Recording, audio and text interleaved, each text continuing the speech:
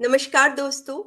के जे open mic के इस पटल पर आप सभी का स्वागत है। आज है शुक्रवार और जैसा कि आप सभी को पता ही है, शुक्रवार को हम आयोजित करते हैं एक लाइव कार्यशाला जिसमें कविता लेखन की विभिन्न विधाओं के बारे में जानकारी हमारे समूह के वरिष्ठ रचनाकार आकर देते हैं और आपको बताते हैं कि उस विधा में या काव्य के उस शैली को किस तरह से लिखना है। तो आज की ये जो श्रृंखला है वो गजल पर आधारित है और जिसके बारे में आपको बताएंगे, गजल की बारीकियों के बारे में बताएंगे हमारे समूह के एक बहुत अच्छे रचनाकार डॉक्टर एच.एस. अर्श लखनवी, जिनको आप कवि हिमांशु सक्सेना जी के नाम से जानते हैं। हर विधा में लिखते हैं, बहुत अच्छा लिखते हैं और आज हमारे साथ आज लखनऊ से जुड़े हैं।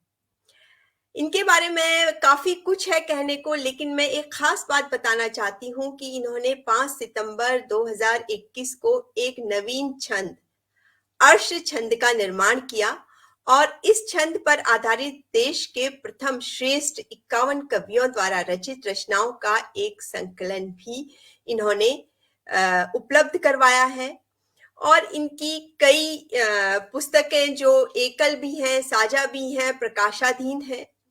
उसमें कुछ के नाम मैं लूंगी: अर्श के संग छंद के रंग, अर्श गजलशाला, चित्रांश परिवार कायस्तनामा और एक 51 संस्कृत स्रोतों का हिंदी छंदों में रूपांतरित एक स्वरूप भी इनका है। और इनको कई सम्मान साहित्यिक पटलों से मिल चुके हैं, जिनमें कुछ है हिंदी साहित्य रत्न सम्मान, हिंदी साहित्य हिंदी गौरव सम्मान, दोहा रत्न शिरोमणि सम्मान, साहित्य काव्य श्री सम्मान, इंडिया वेस्टीज सम्मान, हिंदी साहित्य दोहा पारखी सम्मान, साथी छंद साहित्य रत्नाकर सम्मान, हिंदी साहित्य कौशल सम्मान।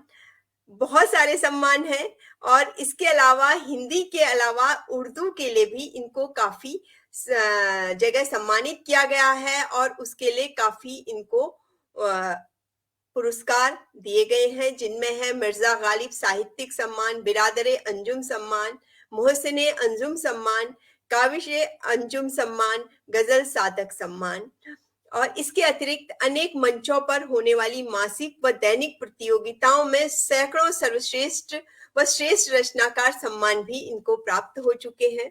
और मैं आपको बता देना चाहती हूँ कि हमारे नवंबर माह के लिए जो हमारी एक बहुचर्चित प्रतियोगिता है, पोएट ऑफ द मंथ का खिताब भी हिमांशु जी को दिया गया है। तो मैं स्वागत करती हूँ अपने मंच पर हिमांशु जी का। नमस्कार सर, माइक अनम्यूट कर लीजिए सर।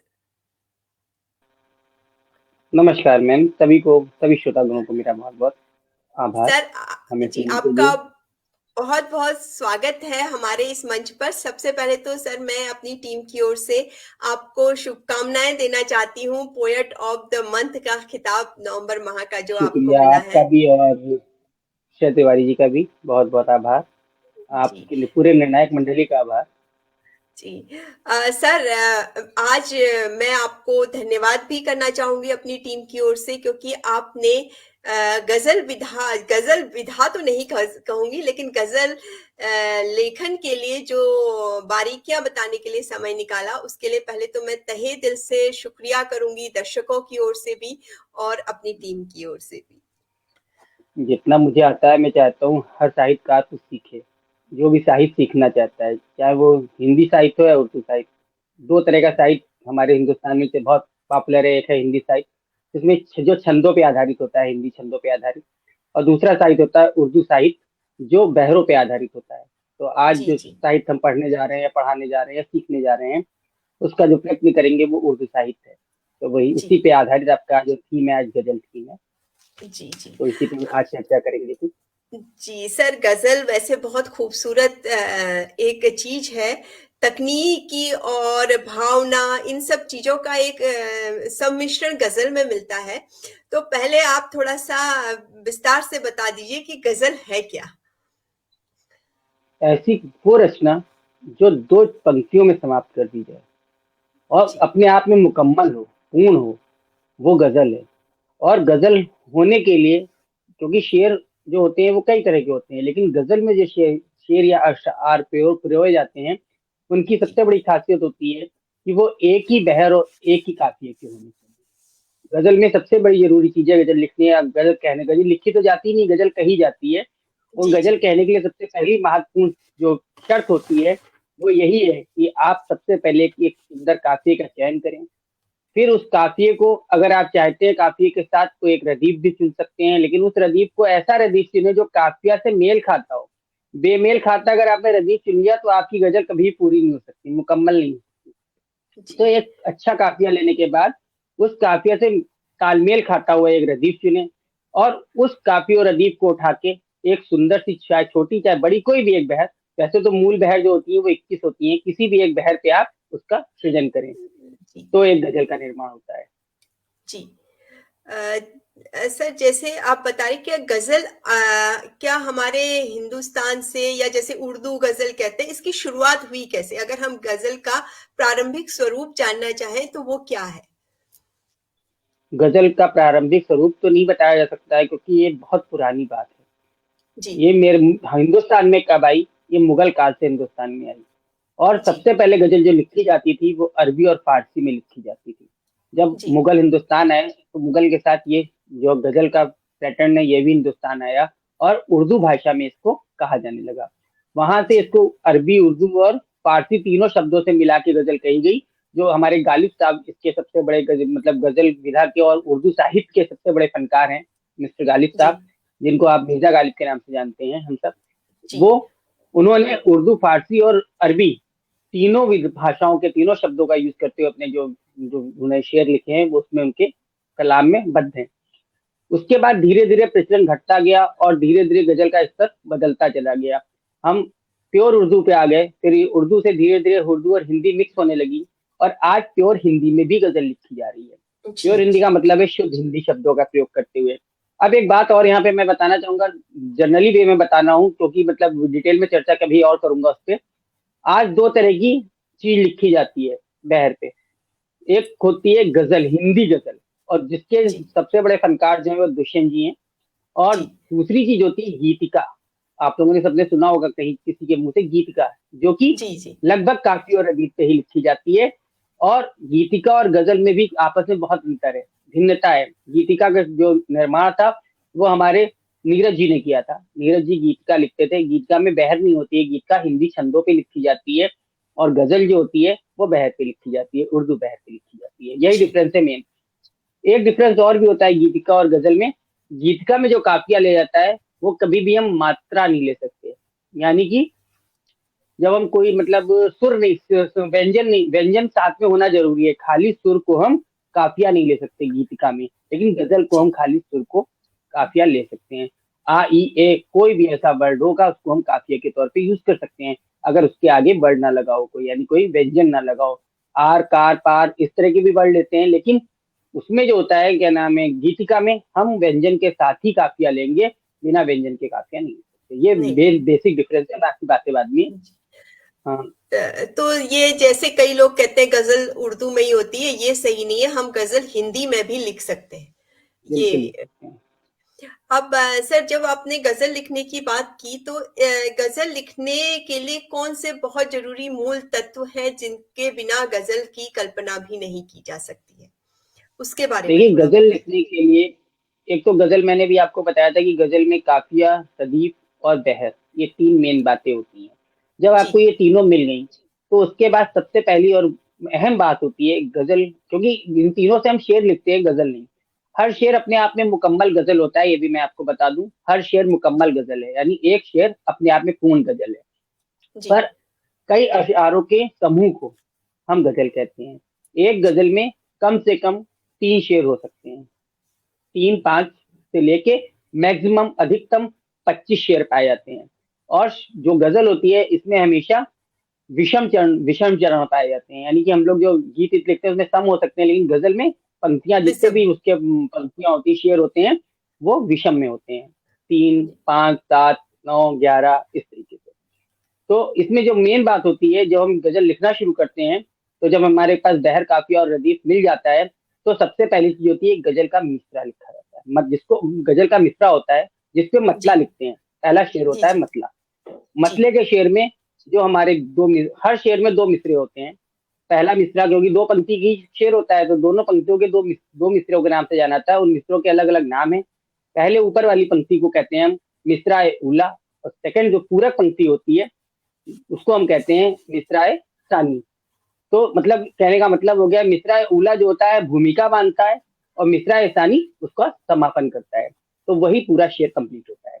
तो मिसरे में जो जी। हमारा होता है, जो हम मिसरा लिखते हैं, जो रदीफ काफिया होता है, मिसरा उला और मिसरा सानी दोनों में आना जरूरी होता है। जो हमारा पहला शेर होता है मिसरा मतला, मतले में दोनों में हमारे जो क्या आना नाम है, रदीफ और काफिया आना जरूरी होते आना हैं। जरूरी है।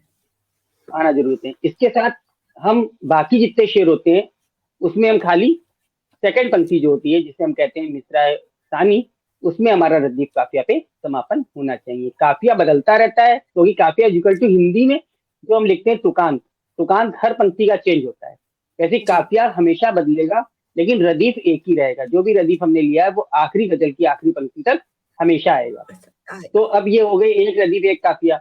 अब एक और चीज आती है, कभी कभी आप लोगों ने मेंट किया होगा, मैं आपको बता रहा हूँ कि क्या नाम है, किसी किसी गजल में आपने देखा होगा, जब हम मतला देखते हैं तो मतला के बाद जो दूसरा शेर आता है, उसके भी दोनों पंक्तियों में रदीफ और जी काफिया होता है। जी जी जी जी। ये अक्सर नहीं मिलता, लेकिन कभी कभी देखने को मिलता है। उसे हम हुस्ने मतला कहते हैं। हुस्ने मतला जब होता है कि जब कोई शायर अपनी बात कहना चाहता है और वो मतले में अपनी पूरी बात कंप्लीट नहीं कर पाता है, उस बात को आगे बढ़ाना चाहता है, तो वह हुस्न मतला डालता है। जैसे मेरी एक गजल है, मैं उसका उदाहरण आपको देना चाहूंगा। हाँ जी बिल्कुल सर, स्वागत है। मतलब एक से ज्यादा मतले हो सकते हैं गजल में। आप हाँ, एक से ज्यादा नहीं, सिर्फ एक के बाद एक और दो मतले होते हैं, जो दूसरे दो मतले को हम मतले। हुस्न मतला कहते हैं। जैसे हाँ, जैसे जी कि देखिए ये मेरा एक मतला है। जी। बेरुखी जड़ से निकाली जाएगी, वाह बेरुखी जड़ से निकाली जाएगी, प्रीत की खुशबू मिला ली जाएगी। वाह ये वाह। एक प्यारा सा मतला है। जी बेरुखी जड़ से निकाली जाएगी, प्रीत की खुशबू मिला ली जाएगी। लेकिन हमारा मन अभी भी नहीं भरा, हम और जी कहना चाहते थे, तो मैंने दूसरा हुस्न मतला लिया। नीत की हर रीत डाली जाएगी, नीत की हर रीत डाली अरे जाएगी, जिंदगी तब आप आ ली जाएगी, जिंदगी वाह। तब आप आ ली जाएगी, खुद ब खुद आ ली जाएगी। तो इसे कहते हैं हुस्न मतला। जो मतले जी को भी चार चांद लगा दे, उसे हुस्न मतला। खुश। और हुस्न मतला जिस भी गजल में पाया जाता है, उस गजल में रौनक ऑटोमेटिक बढ़ जाती है। अच्छा। जनरली नहीं होता है, एक मतला काफी होता है गजल में, लेकिन हम हुस्न मतला तब लिखते हैं जब अपनी बात को और ज्यादा कायदे से या और ज्यादा डिटेल में कहना चाहते हैं। जी जी तो इसके बाद आप जो भी शेर लिखते हैं, उसके बाद हुस्न मतला के बाद उसे शेर में गिना जाता है। जी। तो और अब जब आप शेर की बात कर रहे हैं सर, तो शेर का क्या मतलब है? शेर को किस तरह से आप बताना चाहेंगे? देखिए, जब हमने हुस्न मतला और मत्ता लिख लिया, तो जी हम जो शेर लिख रहे हैं, तो जरूरी नहीं है कि हमने जैसे कि हमने आपको मतला हुस्न मतला लिखा जो कि आपस में मिलता है, लेकिन शेर जरूरी नहीं है कि आपस में मिले। शेर केवल इतना जरूरी होता है कि उसका रदीफ और काफिया और बहर आपस में मिलनी चाहिए। बाकी उसका जो जी अंदर का मैटर है, जो उसका भाव है, वो बदल सकता है। लेकिन बशर्ते, भाव कैसे बदलता है, पूरे शेर का भाव बदलेगा। ऐसा नहीं है कि आपने पहली पंक्ति का कुछ और भाव लिखा और दूसरी जी पंक्ति का कुछ और भाव लिखा, तो वो दोष हो जाएगा, गजल में शेर में दोष आ जाएगा। लेकिन जी। अगर आप जो भी भाव लिख रहे हैं, जैसे कि मान लीजिए मेरी एक गजल, अब अभी वो विनर हुई है गजल, उसी की बात करते हैं। हाँ जी उसमें देखिए, अलग एक ही बात कही गई, पूरी गजल जो थी स्त्री के उसके ऊपर कही गई है, जो आज स्त्री के उत्पीड़न के ऊपर गजल थी। लेकिन उस गजल में देखिए कितना चेंज किया गया है। कई कई गजल, एक जैसे मतले में हमने शेर लिखा था, मतला शेर जो मेरा मतले का शेर था, मानसिक सद्भाव का उत्थान होना चाहिए, मानसिक सद्भाव का उत्थान होना उत्थान। चाहिए, अस्मिता का सिर्फ अब सम्मान होना चाहिए। मतलब अस्मिता का लोग अपमान करते हैं, तो हमने उसको पलट के ये कहा है, अस्मिता का सिर्फ अब सम्मान होना चाहिए। ये तो मेरा मतला था। अब इसमें जैसे कि हम अस्मिता के ऊपर लिख, पहला शेर हमने आ रहा जो था वो अस्मिता के ऊपर गाया। उसके बाद जो अगला शेर हमारा आया, जो कि बदला हुआ है थोड़ा, जब रहे नरनार सुख से। देखिए बात जरूर मिल, रिलेटिव जरूर है, लेकिन भाव अलग है। भाव अलग जब है। रहे नरनार सुख से तब सुखी संसार में, जब रहे नरनार सुख हर से सुख से। तब सुखी संसार हो, बात ये हर शख्स को संज्ञान होना चाहिए। क्या बात जब बात। नर नार दोनों खुश होंगे तभी संसार खुशी होगा, नहीं तो अल्लाह अकेला अगर कोई भी हो तो संसार सुखी नहीं हो सकता। जी इसी तरह भाई, जो अब इसके बाद आगे बढ़ेंगे, जो भी हमारे मतलब शेर होते हैं, इस तरीके से हम जितने भी शेर लिखते हैं अलग अलग तरीके के हो सकते हैं, अलग अलग बातों पे कहे हो सकते हैं, यहाँ तक कि पूरी तरह से टॉपिक चेंज हो सकता है। दो शेर शेर हमने प्रेम के ऊपर कहे हैं, दो हमने किसी कुरीति के ऊपर कह दिए, दो हमने फौज के जी ऊपर कह दिए। कुल मिला के हमारे जो मतलब केवल हमारा जो गजल में मेन मुद्दा होता है एक गजल में एक शेरों को बांधने का, वो सिर्फ काफिया, रदीफ और बहर होती है। वो जी अगर जी सेम है तो आपका शेर पूरी गजल में मेल जी खाएगा। जी अब जी। बात आती है इस तरीके से हम जितने भी सर शेर लिख मैं रहे हो अधिक सर संयम। एक बार मैं आपको रोकना चाहूंगी। हमारे प्रताप दुबे हाँ जी ने बोलिए। वैसे तो आपने ये बता दिया है, उन्होंने फिर प्रश्न किया है, सर हुस्ने मतला को सानी मतला भी कहते हैं क्या? ये अभी वैसे आपने बता दिया है नहीं, तो। हुस्ने जी मतला को सानी मतला नहीं कहते हैं, सानी मिसरा होता जी है। हुस्ने जी। मतला अलग मतला होता है, और मतले के बाद जो मतला आता है उसे हुस्ने मतला कहते हैं, उसका हुस्ने मतला ही नाम है और कुछ नाम नहीं जी जी, तो प्रताप जी है। अच्छा, मुझे इसके लगता बाद है अब जो आप मैं समझ गए। जी जी, आगे बताइए सर। आगे जो हम बताना चाह रहे थे कि जनरली जो गजल लिखनी चाहिए कम से कम 5 शेरों की लिखनी चाहिए, 5 से कम नहीं लिखनी चाहिए, क्योंकि गजल में एक चीज सबसे और महत्वपूर्ण होती है। लोग जनरली आजकल लिखते हैं गजल पर, गजल में एक और शेर होता है जिसे कहते हैं मक्ता शेर, हाँ जी। जो अंतिम शेर होता है, लोग उसे नहीं लिखते हैं और गजल मुकम्मल मान लेते हैं। गजल मुकम्मल तभी हो सकती है जब मतला और मक्ता दोनों मौजूद हो। ना मतले के बिना गजल कंप्लीट है, क्योंकि शुरुआत नहीं होगी तो भी गजल पूरी नहीं है, और अंत नहीं होगा तब भी गजल पूरी नहीं है। गजल पूरी नहीं ये है। जी कहलाएगी, मतलब आप 5 शेर लिख के आपने डाल दिया तो ये मतलब मक्ते का मतलब हो जाता है कि अब उस शेर उस गजल के कोई शेर बाकी मौजूद नहीं है, इसलिए मक्ता जी। लिखा जाता है। और अगर आपने मक्ता नहीं लिखा है तो इसका मतलब ये होता है आपने आधी गजल प्रस्तुत करी है, अभी कुछ शेर आपके पास उपलब्ध है, उपलब्ध तो है। मक्ते पे गजल को बंद किया जाता है। जी, तो सर जब हाँ मक्ता बताएं। कई बार लोग लिखते हैं उसमें अपना नाम या उपनाम कुछ ले लेते हैं। अ, मक्ते का मतलब ही यही होता है, जी मक्ते का मतलब अर्थ ही यही होता है कि मक्ते में आप अपने नाम या उपनाम को शामिल करते हुए अपनी बात को इस तरीके से कहें कि वो नाम ऑड ना लगे, मतलब जबरदस्ती से रखा हुआ ना लगे। जी जी जी सर। उस बात को जो भी हम मतले में हम शेर मतले का शेर जब लिखते हैं, तो जैसे अब देखिए मेरा ये इसी उसका मतले का शेर था जो अभी हमारी गजल विनर हुई है। जी सर, मैं चाहूंगी कि आप एक बार वो गजल पूरी सुना दें जो आपकी विनर हुई है। जी, जी तो पहले मतले का शेर सुना दे क्योंकि मतले में बात कर रहा था, या जी दूसरी किसी गजल का मतले का शेर सुना देता हूँ। देखिए, अच्छा दूसरी गजल का शेर, अभी जैसे मैंने जिसका वो बताया था हुस्ने मतला सुनाया था, उसी की जो मैं मतले का शेर उसका मक्ते का शेर सुना रहा हूँ। नफरतों का दौर यारो अब चले, नफरतों का दौर यारो जब चले, नफरतों का दौर यारो जब चले, अर्श इज्जत ही उछाली जाएगी। अर्श इज्जत, देखिए अर्श जबरदस्ती नहीं आया इसमें, अर्श का कोई मतलब है इस शेर में तभी रखा गया, नहीं कोई भी शब्द जो भी हम यूज कर रहे हैं अपने नाम को ऐसी जगह यूज करें कि उसका कोई मतलब निकले, जबरदस्ती जी बैठाया गया हुआ ना लगे, तभी मक्ता जो है वो सुंदर बनता है। अच्छा, हम जी। अपनी गजल सुनाते हैं, इसमें भी मक्ता बहुत प्यारा कहा गया है। सर जो एक गजल बार रोकना आपकी, चाहूंगी आपको, थोड़ा सा हाँ आप बोलिए। कैमरा साइड, आपका साइड में हो गया है कैमरा, थोड़ा सेंटर में नहीं, अपोजिट अपोजिट सर, अपोजिट। जी जी जी जी सर। जी जी, अभी सही है जी हाँ, तो सर। मेरी जो गजल है वो मैं सुनाता हूँ, वो उसका वजन जो था 2-1-2-2 पे लिखी गई है, 2-1-2-2, 2-1-2-2, 2-1-2-2, 2-1-2 पे लिखी गई है। जी रदीफ होना चाहिए था, होना चाहिए है, और स्वर जो है वो आन स्वर, काफिया जो है आन स्वर पे लिया गया है।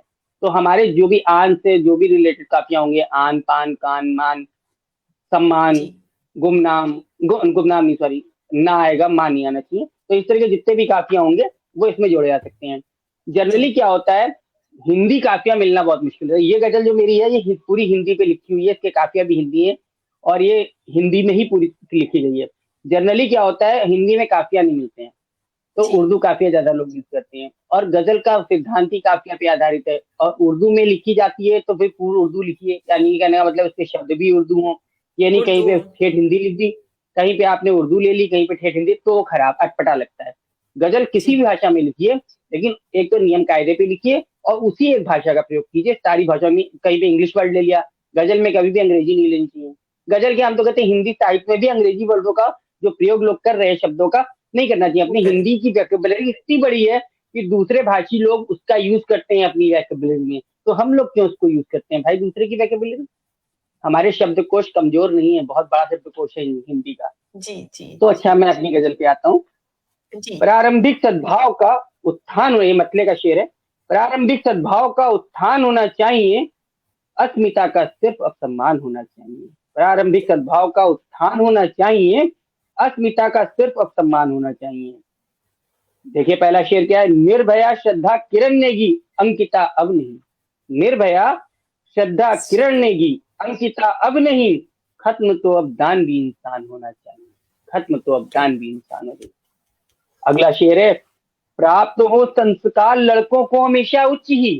भाई जब लड़कों को ही संस्कार अच्छे दिए जाएंगे तो ये कम अपने ऑटोमेटिक खत्म हो जाएगी। आज प्राप्त हो संस्कार लड़कों को हमेशा उच्च ही, साथ शिक्षा के सफल प्रावधान होना चाहिए, साथ शिक्षा के सफल प्रावधान होना चाहिए। मेरे काफिया पे जरूर ध्यान दीजिएगा, सब हिंदी काफिया है। इसके बाद आता है, रूप लक्ष्मी का बदल के आज हर एक नार को। लक्ष्मी का रूप नारी को मानते हैं ना, तो रूप लक्ष्मी का बदल के आज हर एक नार को सख्त काली सा सबल बलवान होना चाहिए, सख्त काली सा सबल बलवान हो। जब वो खुद अपने आप में सबल होगी, खुद ही सबल होगी, तो ये सब पाप होंगे ही नहीं। रूप लक्ष्मी का बदल के आज हर एक नार को सख्त काली सा सबल बलवान होना चाहिए। और एक शेर ये कहा है, जब रहे नर नार सुख से, जो भी सुनाया था थोड़े पहले, जब रहे नर नार सुख से तब सुखी संसार हो। जब रहे नर नार सुख से तब सुखी संसार हो। बात ये हर शख्स को संज्ञान होना चाहिए, बात ये हर शख्स को संज्ञान होना चाहिए। और एक शेर ये था, है लोग कहते हैं, दोष देते रहते हैं कि हमारे देश का कानून कमजोर है। कानून कमजोर नहीं है प्रबल कानून, है प्रबल कानून, पालित वक्त पर इनको करो। है प्रबल कानून, पालित वक्त पर इनको करो। क्योंकि वक्त नहीं देता है, उनको टालते रहते हैं वकील, कभी कभी पेशी, कभी कोर्ट, समय बर्बाद करते हैं। है प्रबल कानून, पालित वक्त पर इनको करो। दोषियों को मृत्यु का फरमान होना चाहिए, दोषियों को मृत्यु का फरमान होना चाहिए। और एक शेर ये कहा है, आज अपने भी यहाँ खूंखार, ज्यादातर जो ये कांड होते हैं उसमें अपने भी शामिल होते हैं, तो आज अपने भी यहाँ खूंखार होते जा रहे हैं, आज अपने भी यहाँ खूंखार होते जा रहे हैं। इस कदर रिश्ते भला बेजान होना चाहिए, इस कदर रिश्ते भला, रिश्ते का क्या महत्व रह गया, इस कदर रिश्ते भला बेजान होने चाहिए। और एक शेर ये था, प्रेम अरु, जो श्रद्धा प्रकरण, उसी पे ये शेर है बिल्कुल, ये भी बिल्कुल अलग बात हटके कही गई है। प्रेम अरु उन्माद का, प्रेम और उन्माद का हर भेद पहले सीख लो। प्रेम और उन्माद का हर भेद पहले जान लें, प्रेम और उन्माद का हर भेद पहले जान लें। प्रेमियों को सत्य का अनुमान होना चाहिए। भाई सत्य क्या है जब आपको मालूम हुआ तो आप इस तरह घटने में नहीं फंसेंगे। प्रेम और उन्माद का हर भेद पहले जान लें, प्रेमियों को सत्य का अनुमान होना चाहिए। अब आता है मेरा मक्ते का शेर, मुक्त हो हिंसा जहां से। ध्यान दीजिए कि मेरे नाम को जबरदस्ती नहीं डाला गया है। मुक्त हो हिंसा जहां से, अंत हो हर पाप का। मुक्त हो हिंसा जहां से, अंत हो हर पाप का। अर्श ऐसा खास हिंदुस्तान होना चाहिए, अर्श ऐसा खास हिंदुस्तान होना चाहिए। क्या बात, क्या बात, क्या बात सर, बहुत खूबसूरत गजल लिखी और बहुत ही समसामयिक और सार्थक संदेश के साथ गजल लिखी है। तो जी सर, सर जैसे आपने ये कहा कि इसमें आपने वैसे तो एक ही विषय दिया गया था, लेकिन अलग अलग घटनाओं को अपने हर एक शेर में लिया। हाँ, लिया। तो ये यही जरूरी होता है कि गजल खूबी होती है। अगर हम एक ही बात कहते चले जाते, अस्मिता के ऊपर पूरी गजल लिख देते, तो फिर वो गजल नहीं रह जाती, तो वो आपका नज्म हो जाती। नज्म और गजल में एक छोटा सा डिफरेंस है। उर्दू साहित्य में हर चीज जो भी है, चाहे नज्म हो, चाहे गजल हो, चाहे मुक्तक हो, चाहे रुबाई हो, सब कुछ शेरों पे आधारित होती है। जैसे कि हिंदी साहित्य में सब आपके छंदों पे आधारित होते हैं, पूरा हिंदी साहित्य छंदों पे है, वैसे पूरा जो हमारा क्या नाम है उर्दू साहित्य है, वो शेरों पे आधारित है। शेर से बढ़कर वहां कुछ नहीं है। चाहे हम मुक्तक लिखते हैं तो उसमें दो शेर होते हैं, एक मतला होता है और एक शेर होता है। एक मतला और एक शेर मिलके ही मुक्तक बनता है। रुबाई में भी एक मतला एक शेर होता है। ये लोगों को बनने मतलब अंडरस्टूड है, लोग बताते नहीं है, मैंने बताया, आप लोग खुद ध्यान देंगे तो आपको लगेगा कि मैं गलत नहीं कह रहा हूँ। जी मुक्तक जो होता है, एक पहला मतला और दूसरा शेर होता है। उसी तरह आपका जो रुबाई, और कभी कभी मुक्तक जो होते हैं जिसमें शायर का नाम आता है तो मतला और मक्ता एक साथ होता है। दूसरी पंक्ति जी में शायर राम मुक्तक में भी नाम डालता है। मेरे ज्यादातर मुक्तक में मेरा नाम मिलेगा, मेरे तो दोहों में भी मेरा नाम मिलता है। तो जी जिसमें अगर शेर का नाम, शेर और शायर का नाम आ गया तो फिर वो मतला और मक्ता एक साथ होता है मुक्तक में। जी इसी तरीके से रुबाई होती है। अभी आगे समय आएगा जब तो रुबाई पढ़ाऊंगा। रुबाई जो बिल्कुल विलुप्त होती विधा है उर्दू साहित्य की। जी उर्दू साहित्य में रुबाई ही लिखी जाती थी, मुक्तक तो हिंदी साहित्य का देन है। लेकिन फिर जी बाद में जी उर्दू में भी मुक्तक लिखे जाने लगे। जी सर, अभी हाँ तो आप कुछ बोल रहे थे कि बहर, मेरे दो दो बहर पे लिखिए, थोड़ा संक्षेप में थोड़ा बहर के बारे में भी बता दीजिए, तब हम आगे चलते हैं। देखिए, बहर का टॉपिक कभी थोड़ा आगे बढ़ाते हैं, जी लेकिन चलिए आप पूछ रही तो बताते हैं। देखिए, बहर जो होती है, जैसे हिंदी साहित्य में हम छंदों के बारे में बात करते हैं। हमने देखा होगा हिंदी साहित्य में दो तरह के छंद होते हैं, अभी शायद बहुत लोगों को नहीं मालूम होगा। एक होते हैं जी मात्रिक छंद, जैसे कि जी दोहा, सोठा, चौपाई, हमारा अर्श छंद। इसके अलावा आपके क्या नाम है, गीतिका, हरिगीतिका, ये सब आपके जो है ये मात्रिक छंद है। इसके जी अलावा आते हैं आपके वर्णिक छंद। तो वर्णिक बड़ी छंद में आपके सबसे एक मेन चीज होती है सवैयां, जो बहुत तरह की पाई जाती है सवैयां। तो जनरली आपने कभी किसी की सवैयां देखी हो या पढ़ी होगी या लिखी होगी, तो आपने देखा होगा उसमें एक बहर चलती है। जैसे हमारे यहाँ बहर चलती है, वैसे ही छंद में एक रूप चलता है। जैसे कि मान लिए दो एक दो, दो दो एक दो, जी जी इस तरीके से सवैया के भी अलग अलग सवैया के अलग अलग रूप होते हैं। और उनकी बारंबारता होती है, यानी कि बार बार आते हैं। जैसे कि हमारी एक सवैया, उसमें दो एक दो की बारंबारता आ रही है, तो इंटू एक एक एक दो इंटू 8, 8 बार पहले आएगा या 7 बार पहले आएगा, उसके बाद फिर इंटू प्लस दो या एक दो या दो एक दो, इस तरीके से मतलब जो भी उसका अंत होगा वो आखिरी में उसके संग जुड़ा होगा। तो जैसे ये तविया की एक तरह से हिंदी में छंद के अनुसार बहर बनती है, हिंदी में बहर नहीं होती है। तो हिंदी में मात्राएं होती हैं, वजन मात्राएं। उसमें हिंदी में भी होता है, उसमें भी होता है।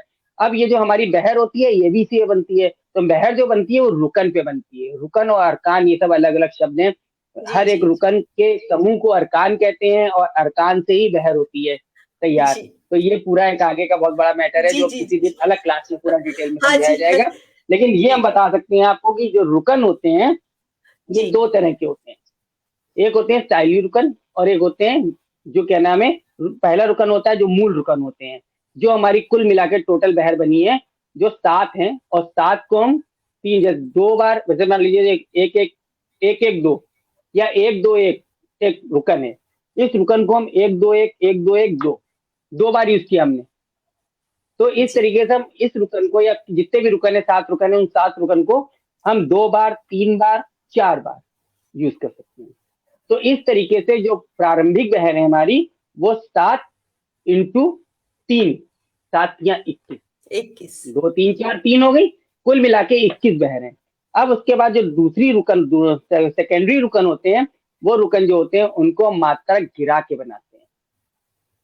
तो वो सेकेंडरी रुकन होते हैं, इनसे बहुत सारी बहर तैयार की जाती है। ये भी बहुत डिटेल वाला मुद्दा है, तो आगे मैं आपको बताऊंगा, अभी नहीं तो जी कंफ्यूजन जी आएगा। हाँ जी हाँ जी।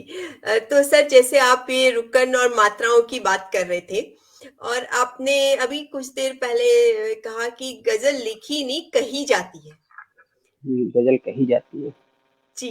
हाँ तो बोले। ये कहने में मात्राओं का कुछ अलग तरीके से हम लोग गजल में लेते हैं आपने मात्राओं सुना को। होगा, सभी सभी ने सुना होगा कि गजल में मात्रा पतन का एक वो होता है, मात्रा गिराना या मात्रा पतन का एक जी जी हम्म, मतलब सहूलियत मिलती है।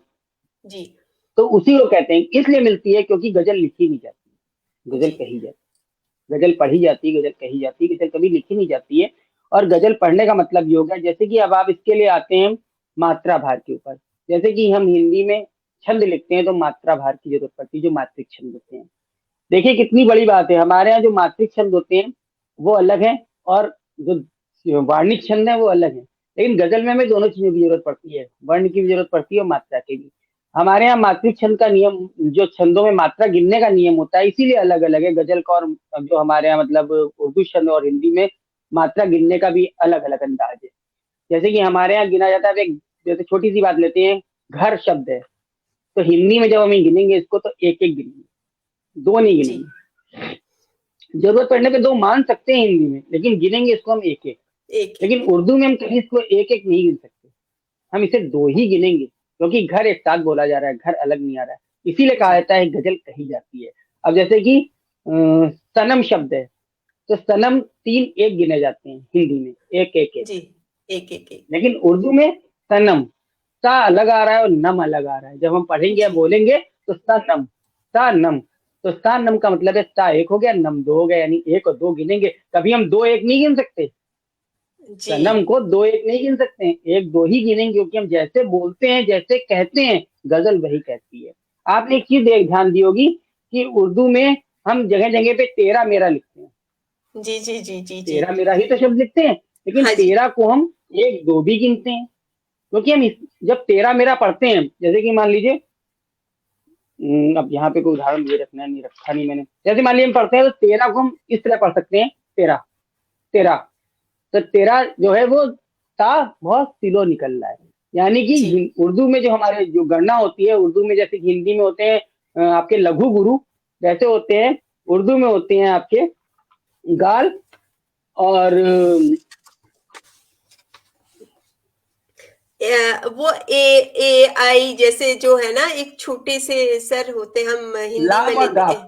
जी हाँ, उर्दू में लाम और गाफ बोलते हैं, जो हमारे लघु और गुरु होते हैं जी उर्दू में लाम और गाफ के नाम से जाने जाते हैं। तो लाम और गाफ ऐसे नहीं निकाले जाते हैं जैसे हिंदी में हम लोग मात्रा को देख के, शब्द को देख जी के जी निकालते हैं, उर्दू में ऐसे जी नहीं जी। निकाले जाते हैं। उर्दू में जो उच्चारण हम करते हैं, यानी सब कुछ हम, इसीलिए हमने कहा गजल कही जाती है। गजल में जो मात्रा गिरती है वो इसी कारण से गिरती है, जो हम लोग कहते हैं गजल हमने लिखी, बहुत से लोग गजल आजकल लिख रहे हैं वो मात्रा पे मतलब की गिरा रहे हैं, वो तो गलत है। जी लेकिन नियमानुसार भी अगर आपने मात्रा गिरा रखी है और जिस वक्त आप उसको पढ़ रहे हैं, अगर उस वक्त वो मात्रा नहीं गिर रही है, हाँ पढ़ते वक्त वो मात्रा आपके उच्चारण से नहीं गिर रही है, तो वो शेर आपका बहर से खारिज हो जाएगा, वो जी बहर में नहीं गिना जाएगा, वो गलत हो जाएगा।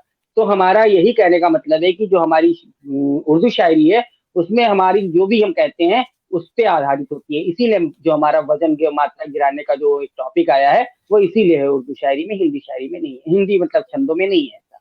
जी जी तो अब जैसे तेरा मेरा है, बहुत सी ऐसी जगह होती है, जैसे कि मान लीजिए जो नाउन है, संज्ञा होते हैं, जो भी संज्ञा होती हैं, स्थान, नाम और वस्तु वगैरह, इनमें हम मात्रा नहीं गिरा सकते, ये एक्जिट होनी चाहिए।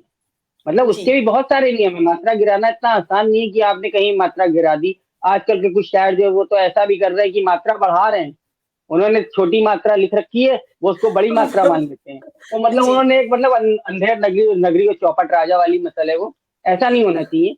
गजल के पूरे सिद्धांत बहुत व्यापक हैं और हर कोई इसके बारे में पूरी, मैं भी बहुत छोटा सा शायर हूँ, बहुत बड़ी बात मतलब हस्ती नहीं हूँ, लेकिन हाँ, और इतना पूरा मतलब इसका विधान भी मौजूद नहीं है। गजल का बहुत पुरानी चीज है ये, और इसके बारे में आज इतना विधान उपलब्ध नहीं है नहीं जैसे है। हिंदी के छंदों का है। लेकिन उसके जी बाद भी हम लोग सीखते। जी।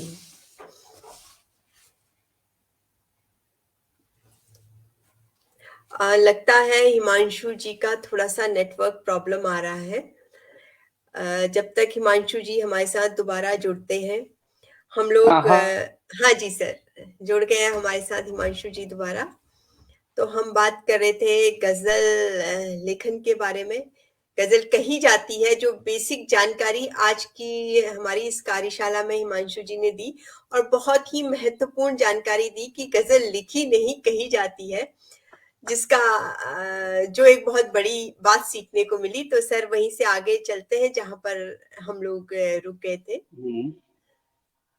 हाँ, तो मैं क्या बता रहा था, जरा कंफ्यूज हो गया हूँ, मुझे एक बार कुछ याद दिलाए, मैं जी जी, कहाँ पे था। मात्रा गिराने, और कुछ लोग मात्रा आजकल जो हमारे हाँ, नए वो है, वो बढ़ाने मात्रा लगे हैं, बढ़ाने लगे हैं। बढ़ाने लगे, गिराने बढ़ाने भी लगे। तो यही है कि पहले तो पूरी डिटेल आदमी को जान लेनी चाहिए कि गजल में मात्रा, मेरा तो यही मानना है कि गजल में मात्रा गिराने का जो चूज मिलती है उसे ना लिया जाए। ज्यादातर मेरी जी आपने गजलें देखी होंगी, गजलों में मैं मात्रा नहीं गिराता हूँ, मेरी गजलों के जी हर शेर जो होते हैं वो पूरे पूरे बहर के ही होते हैं।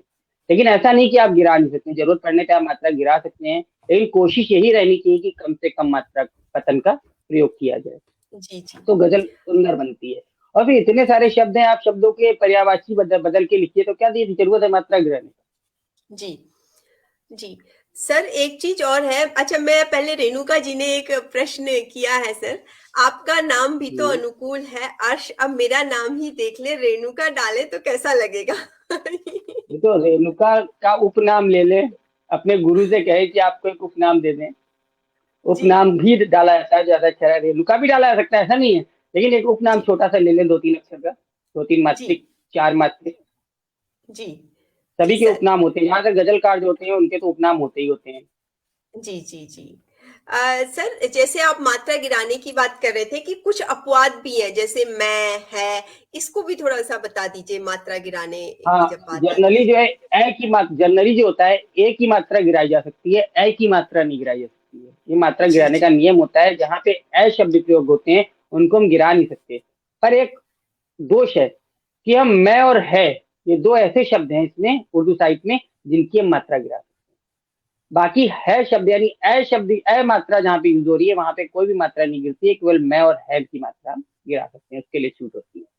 इसके जी अलावा एक और बात होती है, ए एक ऐसा शब्द है, ए, ए फॉर जो एड़ी होता है, छोटा ए। जी तो ए जो होता है, ए को हम अपने सुविधा अनुसार यूज कर सकते हैं गजल में। ए को हम चाहे तो लाम भी यूज कर सकते हैं और ए को गाफ भी यूज कर सकते हैं। यानी हमारी जरूरत के हिसाब से मुझे छोटा और बड़ा दोनों रूप में यूज कर सकते हैं, लेकिन पढ़ते वक्त उसका उच्चारण वैसे ही होना चाहिए। वैसे यह ही है रहेगा। जरूरी। हाँ, जी जी अगर हम हल्के रूप में ले रहे हैं तो हल्के से आवाज का बोधन होगा, और तेज अगर उसको यूज कर रहे हैं, गुरु के रूप में यूज कर रहे हैं, ग्राफ गाफ के रूप में यूज कर रहे हैं, तो उसका उच्चारण तेज होगा। बस यही अंतर है। जी, ये तो बहुत अच्छी बात बताई, क्योंकि कई जो हमारे धन्यवाद कह रही है हमारी रेणुका जी आपको, आपने जो बताया अभी उनको भी आवाज। उनके नाम। जी। तो सर अभी तो ये तो एक बहुत बड़ी बात बता दी आपने कि किस तरह से जब हम पतन या बढ़ाने की बात कहते हैं कि हर एक को नहीं बढ़ा सकते हैं, ए को हम आपने बताया किस तरह से ले सकते हैं। अब आपने जब हम शुरुआत में बात कर रहे थे, आपने काफिया और रदीफ। जी सर, 1 मिनट में आपको यहाँ पर रोकूंगी। प्रकाश मित्रवत जी कह रहे हैं है और मैं को गिराने का कृपया उदाहरण देने की कृपा करें। उदाहरण देने की कृपा करें। जी इस वक्त मेरे पास वो गजल उपलब्ध नहीं है, तो मैं आपको देता उदाहरण। अरे किसी भी पंक्ति में जहाँ पे आप लेकर आ रहे हो, अपने आप के जी मतलब बीच पंक्ति में कहीं पे आपका ऐसा शब्द आ रहा हो जहाँ पे आपका लघु रखना है, और वहां पे गुरु शब्द है से या मैं से पूरक हो रहा हो, तो वहां पे आप है का यूज कर सकते हैं। यही उदाहरण है कि जैसे कि जी आपका कोई भी बहर चल रही है, उस बहर में जहाँ पे एक आ रहा है यानी लाम आ रहा है, और वहां पे आपकी जो पंक्ति को पूर्ण करनी है, तो आप ऐसा एक बार शब्द यूज कर सकते हैं, मैं या हाथ से वो पूर्ण पूर्ण हो रही हो, तो आप है और मैं यूज करके उसे पूर्ण कर सकते हैं। उसको आपको गुरु नहीं पढ़ के लघु पढ़ा जाएगा, लघु पढ़ा जाएगा। जी अगर आपको अगर आपको जी जरूरत है। जी। तो सर हम वापस आते हैं अपनी बात पे, जो बहुत जरूरी एक बात आप बता रहे थे जब गजल बोल रहे थे, काफिया रदीफ, काफिया रदीफ काफी इस्तेमाल होता है। तो थोड़ा इनके बारे में भी बता दीजिए, जो गजल लिखने वाले हैं हमारे, उनको देखिए थोड़ा सा स्पष्ट हो हाँ, जाए। एक चीज और मैं आपको बताना चाहूंगा, शुरू में बताना भूल गया था। गजल के प्रकार, जी ये क्वेश्चन आपने किया ना, मैंने बताया गजल कितने जी जी प्रकार की होती है। जी गजल जी। सिर्फ 2 प्रकार की होती है। पहला मुदफ्फज मुदर्रफ गजल, और दूसरा गैर मुदर्रफ गैर। मुदर्रफ गजल। जी तो जो मुदर्रफ गजल होती है, उसमें रदीफ और काफिया दोनों होते हैं, जनरली वही लिखी जाती है। कभी कभी आपने पढ़ा होगा कि कुछ गजलों में रदीफ गायब होता है। तो जी मैंने भी शुरू में बताया था, गजल लिखने के लिए काफिया और बहर जरूरी है, ना कि रदीफ। रदीफ ना भी हो तो गजल मुकम्मल है, लेकिन काफिया अगर नहीं है तो गजल मुकम्मल नहीं नहीं है। है। तो जी। गजल की मेन जो जरूरत है वो है बहर और काफिया। काफिया। तो जिन गजलों में काफिया, जिन गजलों में रदीफ नहीं होता है, उसे गैर मुरद्दस कहते हैं। तो ऐसी गजलें भी होती हैं। इसी तरह से 2 प्रकार की गजलें होती हैं, और कोई दिक्कत नहीं होती गजल में। हाँ, क्या कह रही है मैम आप? ऐसा कोई उदाहरण आपके पास हो जिसमें काफिया रदीफ दोनों नहीं है, मतलब एक ही है अपना, काफिया ही काफिया है, ऐसी कोई गजल अगर आपके पास हो तो सुना दीजिए। 1 सेकंड देखता हूँ। जी, प्रकाश मित्रवत जी असल कह रहे में, हैं बहुत बहुत हाँ आभार। हाँ बिल्कुल, असल में आज मैं अपने फोन से ही आया हूँ जी ऑनलाइन, और 1 सेकंड देखता हूँ मिल जाती, क्योंकि मेरा जी लैपटॉप खराब चल रहा है। जी जी जी। तो भी मैं देखता हूँ, और कोई गजल इस वक्त है ऐसी तो मैं जरूर सुनाऊंगा आपको, उसकी 1-2 शेर ही सुनाऊंगा। जी, जी, ताकि थोड़ा-सा हमारे जो नवोदित एक्चुअली गज़लकार हैं, उनको थोड़ा-सा समझ में आ जाए कि हम किस बारे में बात कर रहे हैं या आप उनको क्या बता रहे हैं, तो उदाहरण से ज़्यादा समझ में आता है, जहाँ तक मैं सोचती हूँ। हाँ, आप सही कह रही हैं। हाँ, देखिए जैसे एक मेरी गज़ल है, जी, उसका कुछ शेर एक एक शेर सुनाई दे रहा हूँ उसका। मतले का शेर जी, यूँ है, इसमें आ स्वर की बंदिश है, काफ़िया जो है आ स्वर की बंदिश है, इसमें रदीफ़ नहीं है। जी, तो नज़रों से तेरी पी रहा इश्क की शराब, नज़रों से तेरी पी रहा इश्क की शराब, नशा ऐसा कहाँ मिले मैं खाने में जनाब, क्या नशा बात ऐसा कहाँ मिले मैं खाने है! मैं में खाने में जनाब। मदहोश हूँ मैं इस कदर कुछ होश ही नहीं, पहला शेर जो है, मदहोश हूँ मैं इस कदर कुछ होश ही नहीं, अनजाने जिंदगी तुमने तुम अनजाने जिंदगी तुमसे तुम ही हो आगाज, अनजान है जिंदगी तुमसे तुम ही हो आगाज। दीदा एक और क्या शेर है इसका, क्या एक और शेर है, सब्रो सकूं तो अर्श तेरी, ये मक्ते का शेर है, सब्रो सकूं तो अर्श तेरी कुर्बत में हो हासिल, सरबो सकूं तो अर्श तेरी कुर्बत में हो हासिल, तुम ही दर काबा मेरे, तुम ही इबादत पाक। तो क्या देखिए बात है! हर एक पंक्ति का जो मतलब आखिरी का वो निकलता है, यानी कि काफिया जो होता है इसमें रदीफ नहीं है, और काफिया आखिरी में बदलता गया है, बस यही जी, होता है, आखिरी काफिया बदलता रहता है, जी, जी, रदीफ का अभाव होता है। जी। अब सर, जब आप ये काफ़िया, रदीफ़ ये सब बता रहे हैं, तो जब हम गज़ल लिखते हैं, उसमें जो पंक्तियाँ या लाइन होती हैं, उसको गिनने का तरीका मेरे ख्याल से थोड़ा-सा अलग होता है, जो हम आम कविता लिखते हैं अपने नहीं, हिंदी वाली। हमारी जो हाँ, तो गिनने का तरीका तो सेम वही होता है, कोई दिक्कत अलग नहीं होता है भाई। हम जी, जो एक मात्रिक होती है, यानी जो भी हिंदी की जनरली जो है हिंदी की और उर्दू की जो मात्रिक मात्राएं होती हैं लगभग बराबर होती है, बस तरीके यही अंतर होते हैं। जैसे मैंने बताया कुछ शब्द होते हैं हिंदी में जो जुड़े हुए शब्द होते हैं वो संयुक्त नहीं पढ़े जाते हैं, अलग अलग पढ़े जाते हैं, और जी, उर्दू में वैसे ही पढ़े जाते हैं जैसे वो होते हैं, यानी जैसे वो उच्चारित होते हैं वैसे ही उसको गिना जाता है। जी, जी, और जी, जब हम लिखते हैं तो उसको वैसे ही लिखते हैं। आपने हिंदी छंद, जो हिंदी के अच्छे कवि हैं वो जानते होंगे, उन्होंने जब वो वार्णिक छंद लिखे होंगे, तो हम कहीं पे जहाँ पे गुरु शब्द यूज होता है वहां पे हम सॉलिड गुरु यूज करते हैं। सॉलिड गुरु का मतलब होता है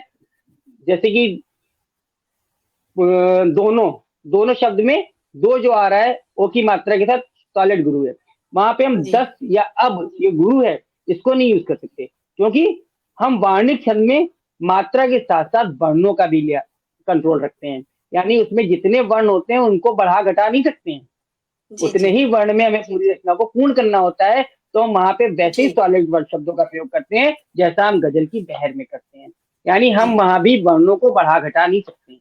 जितने वर्ण हैं बहर में, दो एक दो की एक छोटी सी बहर होती है, दो एक दो दो एक दो दो एक दो, एक आपको गजल के द्वारा बताना चाहूंगा। जी, जी। अभी सर, मैंने आज सुबह पंक्तियाँ ही लिखी थी वो गजल, जी, और छोटी पंक्तियाँ सी गजल है, कैसे उसमें आपको गिनते सुनूंगा। हैं, वो भी बता दीजिएगा हाँ, सर, वही बता। पंक्तियाँ। जी, अच्छा, पंक्तियां कैसे गिनते हैं। अब हाँ जैसे जी, मेरी पहली वाली गजल थी जो अभी मतलब विनर हुई, उसी पे मैं आपको बता दे रहा हूँ। जी, मानसिक सद्भाव का उत्थान होना चाहिए, इसकी बहर मैंने बताई थी, दो एक दो दो, दो जी, एक दो दो, दो एक दो दो, दो एक दो दो। तो मानसिक उत्थान, मानसिक सद्भाव, मानसिक, माँ में आकी पाई और ना, मान जी, हो गया दो एक, और सिक जी, दो, 2 मानसिक सिक एक साथ जो होता है तो वो दो पढ़ा जाएगा। तो जी, दो एक दो, फिर सद्भाव, सद्भाव जैसे हिंदी में होता है आधा अक्षर पहले अक्षर के साथ जुड़ जाता है, तो सद्भाव, सद्भाव में भा जो है वो सा में जुड़ के दो हो रहा है, और दा में आकी मात्रा से दो हो रहा है, तो जी, दो दो एक फिर आ गया। तो ये बहर हमारी हुई दो एक दो दो, दो एक, और उसके बाद दो एक दो दो, फिर दो एक, और फिर का लिखा, का दो पढ़ा जाएगा क्योंकि बड़ा का है, दो जी, फिर उत्थान, तो दो एक के बाद फिर दो दो है हमारे पास, दो एक दो दो है, उत्थान में आधा ता ऊ में जुड़ के दो हो जाएगा, और थान तो दो एक है ही है। तो जी, इस तरीके से ये पूर्ण हो गया। अब अंतिम आता है होना चाहिए। हमने चाहिए। आपको पहले बताया था चाहिए का जो ए होता है इसे हम गुरु और लघु दोनों यूज करते हैं, तो यहाँ पे ये गुरु के रूप में माना जा रहा है। दो दो, चा में आ की पाई है तो दो हो गया, हा में ई की पाई छोटी है तो एक हुआ, और उसके बाद ए तो दो है। तो ये पूरी बहर मेरी बनी, दो एक दो दो, दो एक दो दो, दो एक दो दो, दो एक दो। इसी तरह इसकी नीचे जो उला पंक्ति है उसको भी देख लीजिए, अस्मिता का सिर्फ अब सम्मान होना चाहिए। अस्मिता आधे सा से दो बन गया, तो और उसके बाद माँ में छोटी ई की पाई होने की वजह से वो एक है, उसके बाद ता में आ की पाई होने की वजह से दो है, तो दो एक दो और का दो, दो एक दो दो। उसके बाद जी सिर्फ अब, तो दो सिर्फ हो गया रा की वजह से, और पा अकेला होने की वजह से एक हो गया। अब क्योंकि दो पढ़ते हैं, हमने कहा अब तब कब इस तरह के शब्द दो पढ़े जाते हैं, दो हो गया। सम्मान में आधा माँ होने की वजह से दो है, फिर माँ में आ की मात्रा होने की वजह से दो है, और उसके बाद एक ना की वजह से है। और होना चाहिए दो दो दो एक दो, जो पिछली उसमें बताया था मैंने। तो इस तरीके से हम गिनते हैं, उसमें कोई अलग बात नहीं होती। जैसे हिंदी में गिनते हैं वैसे इसमें गिनते हैं, बस ये कि इसमें शब्दों को हम जुड़े हुए शब्दों को एक साथ गिनते एक साथ हैं, यही गिनते हैं। अंतर और है। जी, और पंक्ति का बता रहे थे सर आप, पंक्तियां कैसे गिनते हैं, गजल में कैसे गिनेंगे? पंक्तियां, हाँ, पंक्तियां गिनते कैसे हैं? देखिए हमारी गजल जो होती है वो, हर एक गजल, किसी की भी कोई भी गजल हो, उर्दू शायरी जो होती है वो हमेशा दूसरी पंक्ति में ही पूरी होती है। ये उर्दू शायरी का जी सबसे बड़ा सिद्धांत है, पहली पंक्ति में कभी नहीं पूरी होती है, वो दूसरी पंक्ति में ही पूरी होती है। मुक्तक जो होता है वो चौथी पंक्ति में पूर्ण होता है। जी लेकिन दूसरी पंक्ति में जो है वो भी देखा जाए, दूसरी पंक्ति में भी अल्प पूर्ण हो जाता है। बात यहाँ आती है, पहली पंक्ति जो होती है, जो मिसराए उला कहलाती है, उसमें हम भूमिका मानते हैं, इसी बात को जी कहने की भूमिका मानते हैं। और जो मिसराए सानी होता है, उसमें हम जो है उसको संपूर्ण कर देते हैं, अपनी बात को खत्म कर देते हैं। आपने देखा होगा वज्न, एक वज्र शब्द आता है जब हम हाँ बोलते हैं जी बात को, तो हमारी जो गजल का भाव है वो कितना भारी होता है। वो वजन अलग है, ये वजन अलग है। वो वजन होता है हमारे मंतव्य को कहने का भाव, हमारा भाव जी कितना सटीक बैठ रहा है। यानी पहले वाला जो हमारा मिसरा है, मिसरा है उला है, उससे मिसरा है सानी कहाँ तक अटैच हो सका है, और कितना ज्यादा अच्छे तरीके से उसने उससे अपना प्रभाव डाला, छोड़ा है, उसे वजन कहते हैं। अच्छा वजन, आपने देखा होगा तुम्हारे शेर में तो बहुत वजन है, लोग बोलते थे, सुनते हैं, सुनने में लोग तारीफ करते, बहुत वजनी शेर सुना दिया तुमने। तो ये बात आपके भाव पे निर्भर करती है, आपने कैसा भाव अपने शेर में डाला है। तो यही जी होता है कि हमारा जब शेर लिखते हैं, तो शेर की पहली दो ही पंक्तियों का शेर होता है, लेकिन पहली पंक्ति कभी भी पूर्ण विराम से खत्म नहीं होती है, हमेशा कॉमा पे खत्म होती है। और कॉमा पे खत्म होने के पर भी वो एक पंक्ति अलग होती है, कोई दो ही पंक्तियां होती हैं, एक पंक्ति वो अलग होती है और दूसरी पंक्ति पूर्ण विराम पे खत्म होती है। गजल लिखते वक्त पहली पंक्ति कॉमा पे और दूसरी पंक्ति पूर्ण विराम पे खत्म होगी, तब वो दो पंक्तियां मानी जाएंगी, एक नहीं मानी जाएंगी। यहाँ पे जैसे कि और हम हिंदी छंद में लिखते हैं, पहली पूर्ण विराम होता है, फिर दूसरी सेकेंड डबल पूर्ण विराम लगा के हम पूर्ण कर हाँ देते हैं, जी लेकिन उर्दू शायरी में ऐसा नहीं है। हमारे यहाँ गजल में जो है, हम पहली में कॉमा लगाएंगे और दूसरी को सिंगल या डबल दोनों लगा सकते हैं पूर्ण विराम, ऐसा नहीं है, लेकिन दूसरी पंक्ति पे लगेगा, पहली पंक्ति पे पूर्ण विराम नहीं लगा सकते, क्योंकि पूर्ण विराम लगाने का मतलब होता है बात पूरी हो जाना, और जब बात पूरी नहीं हुई है तो हम पूर्ण विराम कैसे यूज कर सकते हैं। ये तो हमारी हिंदी भी कहती है, जो हम कविता लिखते हैं जहाँ पे हम बात को पूर्ण नहीं कर पाते हैं एक लाइन में, तो हम क्या करते हैं, कॉमा तो लगाते हैं, जब तक वो बात पूरी नहीं होती तब तक कॉमा लगाते हैं। लेकिन हिंदी में क्या होता है, हिंदी में पंक्ति तब गिनी जाती है पूर्ण जब वो पूर्ण विराम लगता है। पूर्ण विराम। लेकिन उर्दू जी के शेर में अल्प विराम जो होता है, कॉमा को अल्प विराम बोलते हैं, अल्प विराम ही पहली पंक्ति का पूर्ण विराम माना जाता है। ये जी जी अंतर है हिंदी और उर्दू। मतलब ये एक बहुत बढ़िया बात आपने बताई कि जब हम उर्दू शेर लिखते हैं या गजल लिखते हैं, तो हमें ये ध्यान देना है कि पहली पंक्ति में जो हमने कॉमा लगाया है, उसका मतलब ये नहीं कि हमने आधी पंक्ति लिखी है, वो एक पूरी पंक्ति है। और जब हम दूसरी, नाम ही अलग है दोनों का, जी आपको नाम सर, से ही पता लगेगा, पहली पंक्ति का नाम है हुस्ने उला, और दूसरे और मतला है उला, और दूसरा मिसरा है उला, और दूसरा मिसरा है स्थानी। तो जब दो पंक्तियां ही हैं और शेर दो पंक्ति का होता है, हम आप सब जानते हैं, कोई ये नहीं कहता जी शेर एक पंक्ति का होता है। अगर एक पंक्ति का होता तो आप कह सकते हैं कि भाई वो अलग जुड़ी नहीं है, जुड़ती नहीं है। जी लेकिन वो कॉमा जी से ऐसे ही मुक्तक भी होता है। मुक्तक आप लोगों ने सबने सुना होगा, मुक्तक चार पंक्ति का ही होता है। कभी जी आपने सुना मुक्तक तीन पंक्ति का होता है? किसी के मुंह चार से सुनो। पंक्ति के। जी मुक्तक को चौपदी में गिना जाता है। मुक्तक को अगर आप जी चौपदी लिख रहे हैं तो मुक्तक लिखेंगे तो वो चौपदी माना जाएगा, जी लेकिन उसकी तीसरी पंक्ति हमेशा डैश से पूरी होती डैश या कॉमा। जी, कई लोग है। कॉमा कॉमा भी लगा सकते लगा। हैं, लेकिन मेन जो होता है डैश से पूरी होती है, वो जी पूरक पंक्ति होती है, वो अधूरी है।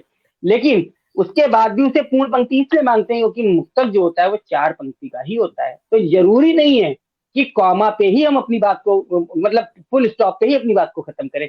कॉमा पे भी कभी कभी बात खत्म होती है, उर्दू शायरी उनको बताती है। जी तो सर चलिए आगे। एक, जी आभा मिश्रा जी ने सर एक मात्रा गणना पर एक प्रश्न किया है, धृतराष्ट्र इसमें कितनी मात्रा होंगी? उन्होंने लिखा है 1 1 2 2, धृत राष्ट्र। धृत राष्ट्र, धृत जी जी। राष्ट्र। हाँ, धा में रा नीचे लगा है, एक हो गया राष्ट्र, एक दो एक फिर होगी। धृत, धृत का उन्होंने धृत राष्ट्र, ता नीचे उन्होंने लगा है ना, धा के नीचे लिखा लगा कैसे है? हुआ। हाँ, धा के नीचे टा लगा है ना, जो हाँ जी, धृत फिर राष्ट्र से ता। लिखते हैं वैसे लिखा, हाँ तो वो एक ही फिर, गिना जाएगा। हाँ जी, फिर ता में एक मात्रा हो गई। दो हो गया, और एक जी दो। फिर, हाँ फिर राष्ट्र, एक दो दो दो, दो और दो एक। दो एक, 2 2 1 हमारे हाँ, नरेंद्र जी ने तब तक दे दिया है हमें उत्तर सर, क्योंकि उन्होंने जो लिखा है वो नरेंद्र जी देख रथ पा में रहे टा हैं। लगा है ना। हाँ, तो हम हाँ जी उन्होंने कैसे लिखा है, धा में का टा लगा तो एक ही गिना जाएगा वो। जी जी। अगर रा तो लगा है, अब उन्होंने क्या लगाया कैसे लिखा है तो हम नहीं बता सकते, सामने लिखा होता तो देखते। जी जी, धृत जी। तो वो ज्यादा क्लियर देता है।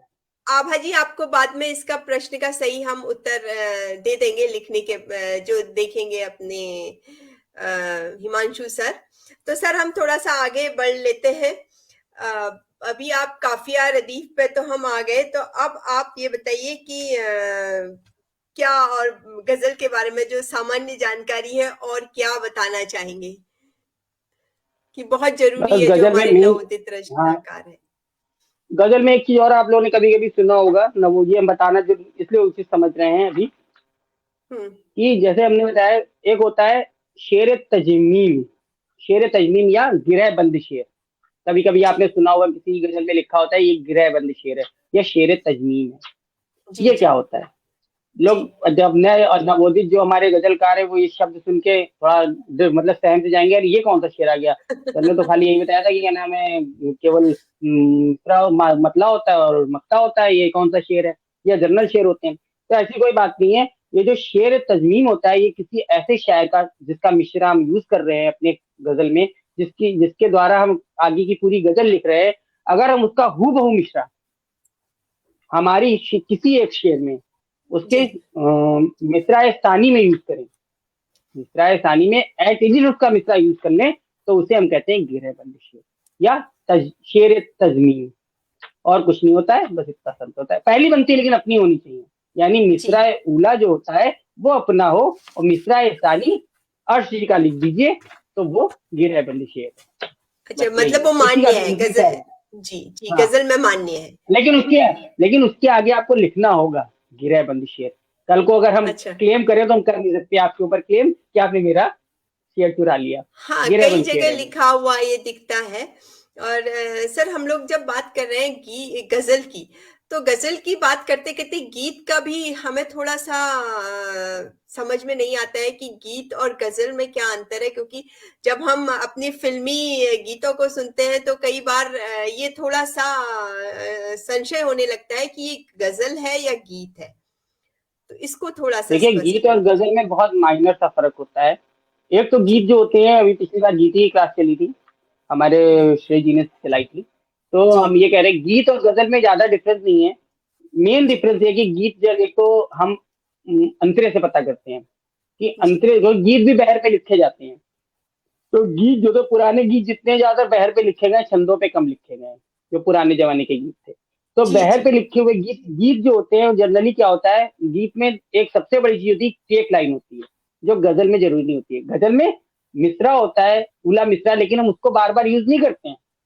जी हर शेर के खत्म होने के बाद हम पहले वाले शेर का जो उला मिश्रा होता है उसको सानी मिश्रा होता है उसको हम यूज नहीं करते, या उला या सानी कोई मिश्रा नहीं यूज करते हैं।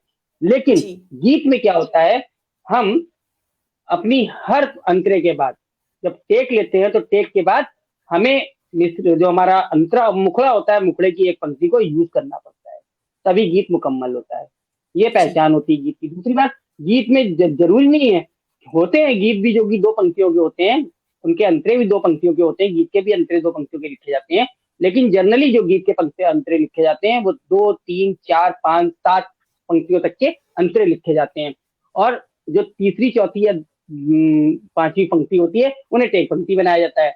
तो गीत तो वैसे भी अलग हो गया, क्योंकि गजल खाली दो ही पंक्तियों की होती है और गीत जो होती है वो कई पंक्तियों की होती है। गीत में हम क्या करते हैं, तुकान। एक और अंतर होता है, गीत जो होता है वो तुकान पे आधारित होता है, गीत में हम जी तुकान मिलाते हैं जो अंतरे की पंक्तियां होती हैं उनके आपस की दो पंक्तियों के तुकान मिलाते रहते हैं, और उसके बाद जो टेक पंक्ति है उससे हम मुखड़े की पंक्ति का तुकान मुखड़े के। मिलाते हैं।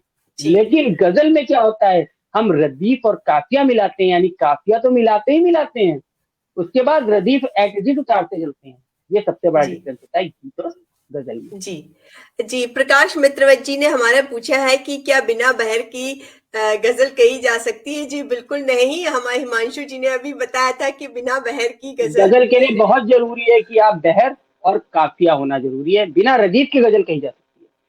और जी फिर लिखने को तो कुछ भी लिख दीजिए, उसके लिए मनाही नहीं है, लेकिन अगर आपको जी गजल को बाकायदा अपने गजल संग्रह में संकलित कराना है और कहीं गजल को बहर से खारिज नहीं करना है। आपको एक बात बताना चाहूंगा, बहुत बड़े बड़े गजलकार हुए हैं, हम लोग तो भी बहुत छोटे छोटे पे हस्ती हैं, और ऐसे गजल फनकार हुए हैं गजल के जो कि आला दर्जे के फनकार थे, उनकी भी गजलों को बहर से खारिज कर दिया गया। और किस लिए खारिज कर दिया गया? उन्होंने तो बहर में लिखी है, फिर भी उनके शेरों को बहर से खारिज किया गया क्योंकि उन्होंने नाजायज छूट ले ली। तो जी जी छूट का भी प्रयोग बहुत संभल के करना पड़ता है। तो जी गजल बिना बहर के तो संभव ही नहीं है। जी। मतलब जो गजल की का सौंदर्य है वो एक तो बहर है, दूसरा उसका अपना काफिया है जो बिना गजल की काफिया और नहीं। गजल होती नहीं। हाँ, बस गजल में काफिया और बहर होना जरूरी है, बाकी तो बातें चलती हैं। और सबसे बड़ी बात है, गजल तब भी मुकम्मल नहीं है कि अगर आपने उसमें मतला नहीं लिखा है। मतला और मक्ते का शेर नहीं है तो भी गजल मुकम्मल नहीं है। जी शेर तो है वो, क्योंकि शेर लिखना तो कोई बड़ी बात नहीं, मैंने क्या कहा, हर शेर अपने आप में गजल है। लेकिन अगर जी हम उसे एक पंक्ति व किसी उसमें पिरोते हैं, जिसको हम गजल कहते हैं, जो गजल होता है कई अशारों का, अशार शेर को कहते हैं, कई अशारों का जो समूह होता है उसको हम गजल कहते हैं। और वो एक ही बहर रदीफ काफिया का समूह होता है। कुछ कंडीशंस होती हैं गजल की, वो एक ही बहर काफिया का समूह होता है। उस समूह में जो पहला शेर होता है वो मतले का शेर होता है, और अंतिम शेर जो होता है वो मक्ते का शेर मक्ते होता है। का। हाँ जी इतनी चीजें होना जरूरी है एक मुकम्मल गजल के लिए। बाकी लिखने जी। को तो कुछ भी लिखे, कोई मना नहीं है। हाँ, और थोड़ा लिखनी अपनी है। विषय भी एक नहीं रहता, मतलब एक शेर एक चीज को लेके चलता है और अलग, बाकी अलग अलग, बस काफिया किसी भी शेर रदीफ। में हम किसी बात हाँ को कह सकते हैं। आज जी तो पहले जो गजलें होती थी पुराने जमाने में, आज से मतलब कई सालों, हजारों सबकी मतलब सैकड़ों साल पहले की बात बता रहा हूँ, तब गजल ज्यादातर प्रेम मोहब्बत पे लिखी जाती, तो विषय भी प्रेम मोहब्बत से रिलेटेड होते थे। आज तो जी हर विषय पे गजल लिखी जाती है, चाहे जी वो जी आतंकवाद हो, चाहे वो आपका हिंसा हो, चाहे वो आपका सैड चीज हो, चाहे आपका खुशी हो, चाहे आपका हास्य हो, हर चीज पे गजल लिखी जा रही है। तो फिर जी शेर भी अलग अलग होते हैं। आप हास्य का शेर भी लिख सकते हैं, और गजल का सबसे बड़ी बात है कि गजल में रस की बाध्यता नहीं है कि हम गीत लिख रहे हैं तो हम एक ही रस पे गीत लिखेंगे। अगर हम मतलब वीर रस का गीत लिख रहे हैं उसमें हम हास्य रस नहीं डाल सकते, नहीं तो जी बहुत जूते पड़ेंगे जब हम सुनाएंगे। तो हास्य रस में वीर रस नहीं डाल सकते हैं, वीर रस में हास्य रस नहीं डाल सकते हैं, लेकिन गजल में संभव है।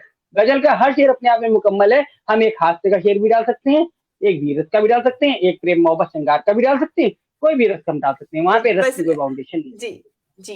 अभी प्रकाश मित्रवत जी ने फिर मक्ता में अपना तखल्लुस देना जरूरी है। जी हाँ, अभी बताया था हिमांशु जी ने कि वो जरूरी होता है ताकि उसको मतलब हमारा बता गजल सकते, गजल का हाँ समापन शेर वही कहलाता है, यानी गजल खत्म हो गई, आदमी को पता कैसे चलेगा गजल खत्म है? जी गजल खत्म ही मक्ते पे होती है, मतले से शुरू जी होती है, मक्ते पे खत्म होती है। सिंपल सी बात है, और कोई मतलब वो विशेष बात नहीं है इसमें। जी।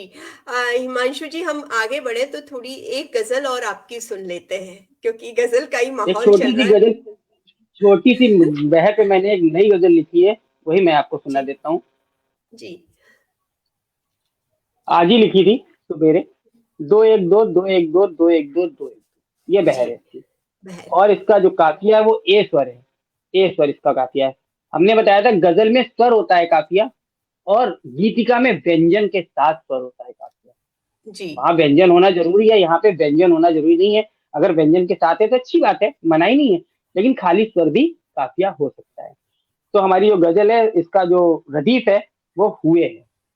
तो कुछ इस तरह है गजल, मतलब जो हमारा मतला है, आज भी तेरी खुशबू में महके हुए, आज भी तेरी खुशबू में महके हुए, आज भी तेरी खुशबू में महके हुए, याद तेरी में रहता हूँ चहके हुए। आज भी तेरी खुशबू में महके हुए, याद तेरी में रहता हूँ चहके हुए। आज भी तेरी खुशबू में महके हुए, याद तेरी में रहता हूँ चहके हुए। वो पहला शेर कुछ यूं है, तू नहीं है मगर तेरा एहसास है, क्या तू बात, नहीं है क्या बात। मगर तेरा एहसास है, आंसुओं को वही तो है रोके हुए। तू नहीं कमाल। है पर तेरा एहसास है, आंसुओं को तो वही है रोके हुए। और अगला शेर कुछ यूं कहा है, अक्ष तेरा, अक्ष तेरा नयन में बसा है प्रिय, अक्ष वाह, तेरा नयन में बसा है प्रिय, वक्त गुजरा कहाँ तुझको देखे हुए, वक्त गुजरा कहाँ तुझको देखे हुए, अक्ष क्या तेरा बात। नयन में बसा है प्रिय, वक्त गुजरा कहाँ तुझको देखे हुए।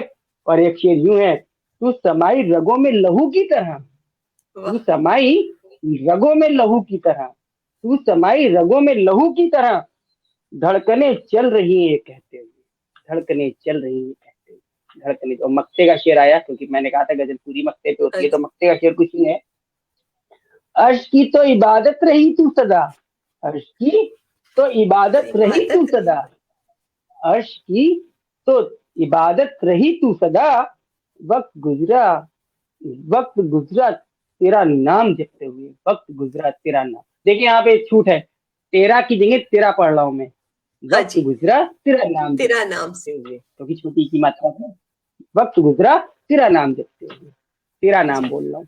केवल पढ़ते वक्त ही आपको पता लगता है कि आप गजल में क्या बोल रहे हैं। देखिए छूट भी आ गई इस गजल में मेरी, क्योंकि मैंने कहा था छूट का कैसे प्रयोग करते हैं।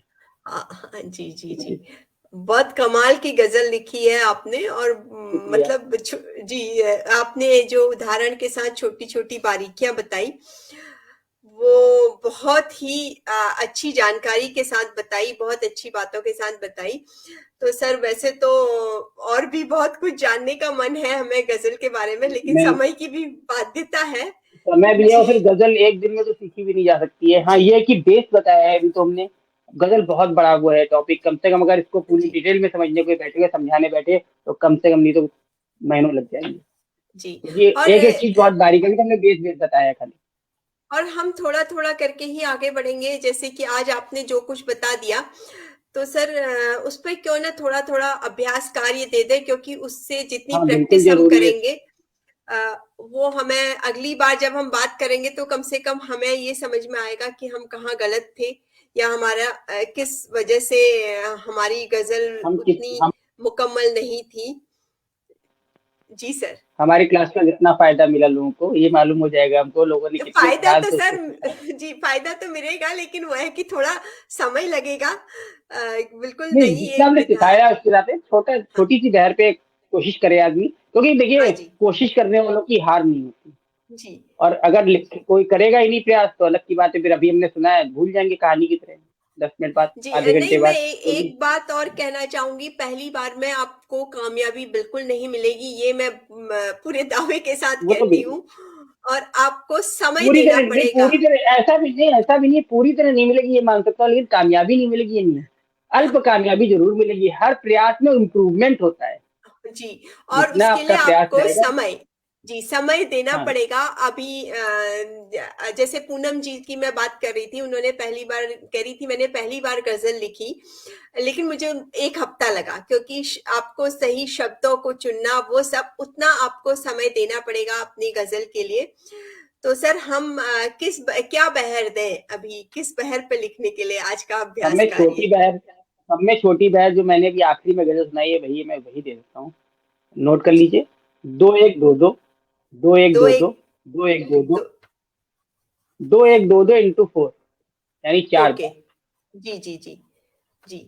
और और इसी काफ़िया बहर पे हिंदी। काफिया प्यार, जी। और आर रदीफ। शब्द, आर आर। आर शब्द, आर, आर, जी, आर। प्यार का और मतलब हमने प्यार शब्द इसलिए लिखा है कि प्यार का जो आर होता है, क्योंकि आर इसलिए कहा जाता है क्योंकि हम एक जो भी शब्द लिखेंगे, प्यार, दुलार, इकरार, हमार, तकरार। तुम्हार, जी। इकरार नहीं, अच्छा, इकरार नहीं। गुरु हो गया, प्यार में ओके। प्यार, इकरार अगर हमारा है, जैसे बहर में हमारा आ रहा है 2 2 1 2, हाँ जी। जहाँ पे 2 बार 2 आ रहा है ऐसी जगह पे इकरार शब्द भी यूज किया जा सकता है। यानी हमें ये जी। देखना होगा जब भी हम शब्दों को लेते हैं काफिया के, कि उसके पहले कौन सा शब्द आ रहा है। अगर गुरु आ अच्छा। रहा है तो हमें गुरु के ही पढ़ लेने, और लघु आ रहा है तो लघु के ही पढ़ लेने तो, बस ये। तो काफी हमारा इकरार ले, प्यार है। जी सर, इकरार ले सकते हैं सर? हाँ क्योंकि इसमें 2 2 1 2 आ रहा है तो इकरार भी ले सकते हैं। जी। इकरार, प्यार, प्यार, एक सेकंड रुके,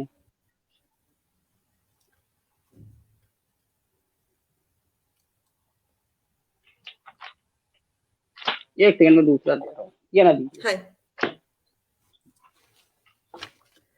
थोड़ा सा एक बहर आध। यही रहेगी। जी हम सर थोड़ा सा एक आध ये काफिया का अगर थोड़े एग्जाम्पल भी दे दे तो लोगों को लिखने में थोड़ा आसानी होगा, हाँ इसीलिए बिल्कुल। मैं पूछे। जी हाँ मैं वही कह रहा हूँ, तो ऐसा लीजिए आप, जो थोड़ा जी बहर यही रहेगी। जी जी।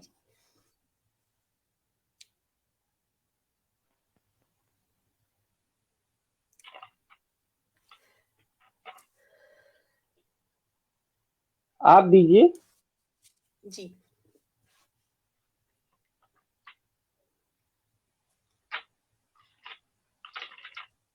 पूनम जी ने हमारी बहुत अच्छी गजल लिखी थी सर, पहली बार उन्होंने लिखी और हाँ काफी उनकी गजल अच्छी अच्छी थी, लिखी मैंने थी। पढ़ी थी।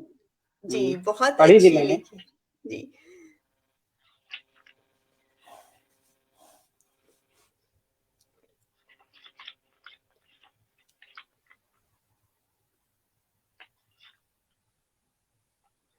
हम्म, सर ये हाँ प्यार रजनी, तकरार। अर जी अर शब्द दीजिए। अर। जी अर। जी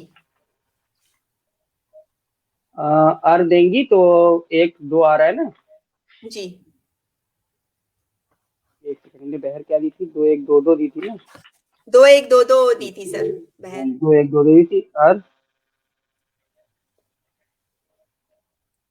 हमारे पास बहुत सारे सजेशन आने लगे हैं सर, दुलार शुमार कार गुलजार नहीं कचनार एक इकरार। सेकंड। अर अर अर स्वर दीजिए। जी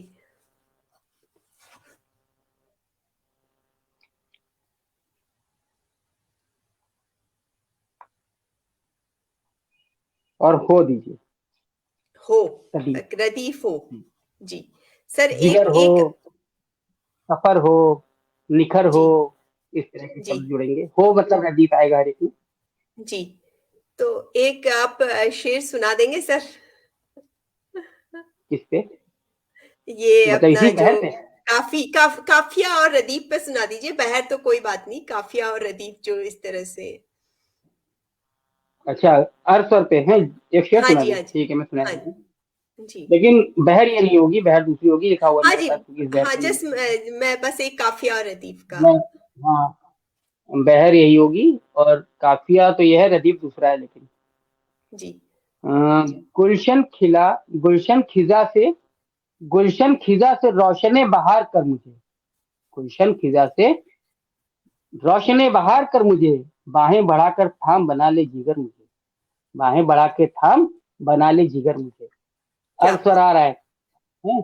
मेरे सिवा, एक शेर देखें, तेरे सिवा निजाम खुदा कौन है मेरा, तेरे तेरे सिवा। सिवा खुदा निजाम है, निजाम कौन है मेरा, मेरा है, मेरा सिर्फ देखिए मात्रा गिरी। जी तेरे सिवा निजाम खुदा कौन है मेरा, मेरा नहीं बोल रहा हूं, मेरा। मेरा। तेरे सिवा निजाम खुदा कौन है मेरा, ऐसे जुदा ना आप करें हो असर मुझे, ऐसे जुदा ना आप करें हो असर मुझे। तो असर ये कसर। मतलब, जी हाँ, अ, असर कसर जहर पहर महर, शहर। ये सब शब्द शहर। हाँ जी शहर, तो। इधर जी उधर, इधर उधर, सफर, अर्श स्वर जहां निख भी आएगा उसमें आएगा। निखर संवर ये सब आ और ये जाएंगे। एक दो जी पावर आ जाएगा। हाँ, ये एक दो, यानी कि जो इसकी मात्रिक भार आ रहा है वो एक और दो आ रहा है। जी इस तरह के जितने भी वर्ड होते हैं एक दो में पढ़े जाते हैं। तो हमारी हाँ बहर जी। भी एक दो एक दो एक दो एक दो ही तो है। दो तो एक दो एक दो दो है वो और आ फिर दो, जाएगा। फिर एक दो। जी जी जी सर जी। एक सेकंड जैसे सफर है ना, एक सेकंड रुकिए, हमने दिया क्या था? हमारा हो अरे जाएगा एक सर, सेकंड रुकिए, देखिए सफर हो, सफर ये एक में सेकंड सा। रुकिए, नहीं नहीं जी नहीं, वो नहीं आएगा, रुकिए रुकिए। सफर हो यही नहीं दे है। दी जो हमने पढ़ा था। सफर में हो नहीं आएगा, क्योंकि दो एक दो एक दो दो एक दो होगा ना, दो एक दो फिर दो एक दो बहर है बचेगा। हमारी। जी हाँ तो एक हमारी दो एक दो दो बहर है ना, तो फिर बचेगा भी तो एक ही दो तो बचेगा, दो थोड़ी ना बचेगा। एक सेकेंड, दो एक, दो एक दो दो, तो आएगा जिगर हो,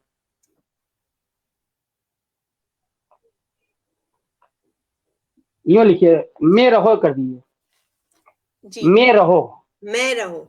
रदीफ रदीफ रदीफ, में माँ में की टाइप छोटी, में रहो, जिगर में रहो, जिगर में रहो, सफर में रहो। जी। कहीं भी रहो क्या जिगर में रहो, अक्षर आएगा और वो में अब आ गया देखिए, एक दो, एक दो दो एक दो, ठीक। जी। और बाकी आपको जोड़ना है आगे, सफर में रहो। सुंदर गजल लिखी जाएगी इस पे। और जी जी। सफर में रहो, जिगर में रहो, कमर में रहो, कहीं भी रहो, मतलब अभी जो भी एक इससे बनाना एक हो, और भी हमारे चीजें आप लिख पास सकते आ हैं, बहुत गया सारी सर। बातें। एक आ गया, बारीकियां ना क्या? निकालो, खताओं के रिश्तों में टूट जाएंगे, हर नाते बिखर जाओगे किस्तों में। सर जी, ये ठीक है या नहीं? इसमें हमारी बारीकियां। बहर का काफी और अधिक है। नहीं, ये अपना इन्होंने एक बहर लिख के का भेजा है। बहर अनिल जी, अभी ऐसे आपकी भी बहर। नहीं बता पाएंगे। हाँ, आपने हम बहर अक्सर जरूरी शेर को होती है। जी, शेर बहर भी मैं पढ़ जरूरी लेती होती है हूँ। और साथ में। जी सर, हाँ मैं पढ़े। शेर पढ़ लेती हूँ। बारीकियां ना निकालो, खताओं की रिश्तों में टूट जाएंगे, हर नाते बिखर जाओगे किश्तों में। कहाँ नहीं। पे शेर है? इसमें काफिया कहाँ है, रिदी रदीफ कहाँ है? सबसे पहले तो काफिया कहाँ है इसमें? बहर तो बात की बात। जी सर, एक फाइनल बहर। प्रकाश मित्र जी, बहर है 2122, 2122, 2122, two one two two two नहीं, one two two two one two two, एक सेकेंड, 212 212, 212 212, ये पढ़िए, जी। 212 212 212 4 बार तो 212। जी, प्रकाश मित्र जी, 212, 212, 212, 212, मतलब 212 4 बार है, ये बहर है। और आपका जो काफिया अर है और रदीफ है मैं हो, ये है।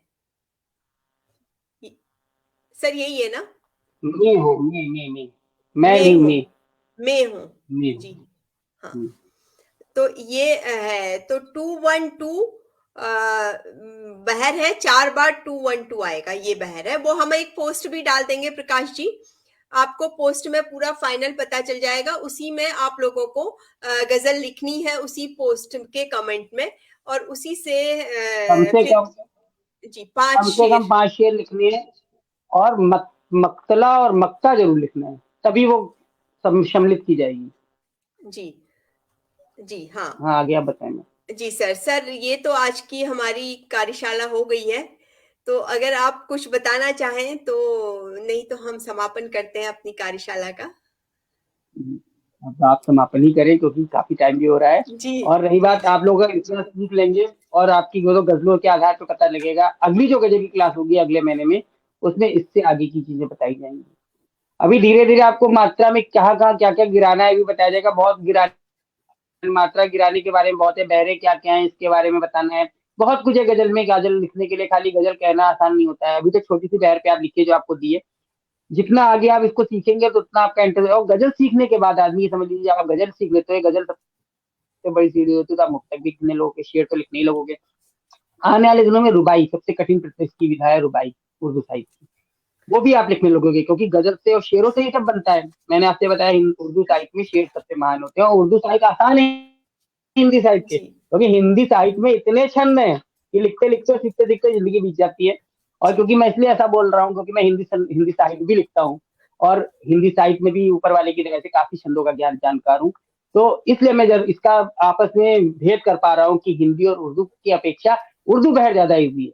और इसीलिए आपने देखा होगा जो गीत तो आज भी लिखे जाते हैं वो छंदों पे कम लिखे जाते हैं, बहर पे ज्यादा। जी। आप लोग जब गजल का कहीं क्लास लेते हो या कहीं गजल का प्रतियोगिता चलती है, तो उसमें आपको गीतों की मुखड़े की पंक्तियां दी होती हैं कि इस बहर पे ये गीत हैं। वास्तविकता ये गीत बहर पे ही लिखे जाते हैं, जबकि जी। आज के साहित्य में जो हम लोग अब लिख रहे हैं, साहित्यकार में जो लिख रहे हैं, ये छंदों पे भी गीत लिख रहे हैं। और छंदों पे गीत ज्यादा रोचक होते हैं, इसमें बहर पे भी रोचक होते हैं, ऐसी बात नहीं है, लेकिन छंदों पे गीत ज्यादा मोहित करते हैं अपने आप को। लेकिन जी। अब लिखने वाले राइटर के ऊपर डिपेंड करता है, वो कुछ भी लिखे, लिखने के लिए कोई मनाही नहीं है। आप भी सब लोग लिखिए अच्छा, और बहर पे लिखना सीखे तो ज्यादा अच्छा है। जी हाँ जी, प्रकाश मित्र जी कह बाकी रहे और हैं मैं बहुत कुछ नहीं कहना सख्त, चाहूंगा। बहुत सख्त टीचर है, जी हाँ, बहुत सख्त टीचर है, ताकि हमारे जो स्टूडेंट है वो बहुत अच्छे निकले, इसीलिए टीचर को थोड़ा नहीं, हम टीचर नहीं है, सख्त। हम भी आप लोगों की तरह कोई टीचर जी। नहीं है। लेकिन जनरल बात ये है कि देखिए जो भी करिए वो ऐसा करिए कि आपका, देखिए आपके सीखने से, आपके लिखने से आपका फायदा है। मेरे लिखने जी। से, मुझे जो कुछ लिखना था मैं लिख चुका हूँ, और मेरा साहित्य मेरे साथ आगे जाएगा, आपका साहित्य आगे आपके साथ जाएगा। जी। आपने ये सोचा होगा कि बहुत से लोग हैं, अभी हम लोग इतने बड़े नहीं है कि नीरज जी बन जाए। हमारे पूजनीय नीरज जी जो थे वो गजल नहीं लिख सकते थे, उनको गजल में दिक्कत थी, या वो डरते थे कि हम गजल लिखेंगे तो मेरी गजल बाहर से खारिज ना हो जाए। इसलिए उन्होंने एक नई विधा बनाई, गीतिका। वो गीतिका लिखते, क्योंकि गीतिका छंदों पे लिखी जाती है, वो बाहर से खारिज नहीं। और बहुत सुंदर गीतिका लिखी है नीरज जी ने। जैसी गीतिका पढ़िए आप, आपको लगेगा कि गीतिका भी बुरी नहीं होती है। किसी दिन जब वो गजल के अलावा जो क्लास होती है उसमें मैं गीत का टॉपिक भी छोड़ूंगा, कि गीत का और गजल में डिफरेंस क्या है वो बताऊंगा, और गीत का क्यों लिखनी चाहिए। अगर आप गजल जी। नहीं लिख सकते हो तो किसी ने नहीं कहा कि आप गजल लिखो, आप गीतिका लिखो जी। जो छंदों पे लिखी जाती है। बस एक जी। अंतर होता है, गीतिका जब आप लिखेंगे तो आप उसमें उर्दू शब्दों का प्रयोग ना के बराबर करें, ना करें, हिंदी शब्दों का प्रयोग करें। और छंद पे लिखें, बहर पे, वो बहर पे ना लिखें, छंदों पे लिखें, यही अंतर है। हमारे नरेंद्र जी गीतिका के बहुत अच्छे जानकार है गजल के साथ साथ, जी। तो जी। उनकी भी क्लास में गीतकार सीख सकते हो, कभी भी ऐसी कोई बात नहीं है। नहीं, हम जल्दी उनके स्वास्थ्य लाभ की कामना करते हैं, जल्दी से नरेंद्र जी ठीक हो जाएं मंच बिल्कुल से, आए सबकी और ओर वो से। आके सिखाएं। और सर, ये तो क्योंकि रहा आज का सफर। अगले शुक्रवार को थोड़ा सा आप बता दीजिए कि आप क्या लेके आएंगे, ताकि हमारे जो दर्शक हैं अगला उसी हिसाब। शुक्रवार हमारा छंद पे है रिलेटेड। और अभी तक जी। हमारे छंद के बारे में कितने छंद पढ़ाए जा चुके हैं पहले? दोहा, चौपाई, सोठा, और मैं आपको बता दूंगी, 3-4 अच्छा, छंद आप ले मुझे लिए। तीन बताएं। मैडम जी ने पूरी रामायण पढ़ना सिखा दी है हर एक को, क्योंकि रामायण जी। का बेसिक जो है वो चौपाई, दोहा और सोठा पे ही है।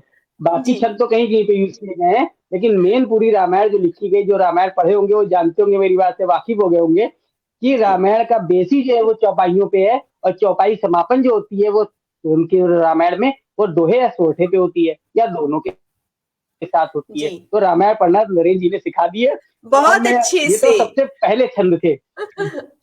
जी जी। हाँ, वही बता रहे थे, वही बता रहे, उन्होंने रामायण सिखा दी, रामचरितमानस सिखा दी तुलसी जी की, वो जी। इसी पे लिखी गई है। और मैं जो सिखाना चाहूंगा, अब की जो चरण आ रहे हैं, तो मैं ये चाहता हूँ कि ये तो शुरुआत थी। जो दोहा, जी। सोठा और चौपाई, ये सबसे पहले छंद है हिंदी साहित्य के। जी। और मैं आज के छंद सिखाऊंगा जी। अपनी क्लास में। कोई भी एक छंद का नाम बताओ। तीन छंद अभी लेटेस्ट बने हैं जो आज के, मतलब एलिव लोग हैं। जैसे एक मेरा अर्थ छंद है, एक साथी जी हैं, कवि रचनाकार हैं, उनका साथी छंद है, जिससे भी लोग लिख रहे हैं, और वो भी अभी नया बना है। और एक है, आप लोगों ने कुंडलियां छंद सुना होगा, एक कुंडली छंद है, इसे हाँ भी जी। आज के युग के व्यक्ति ने बनाया है।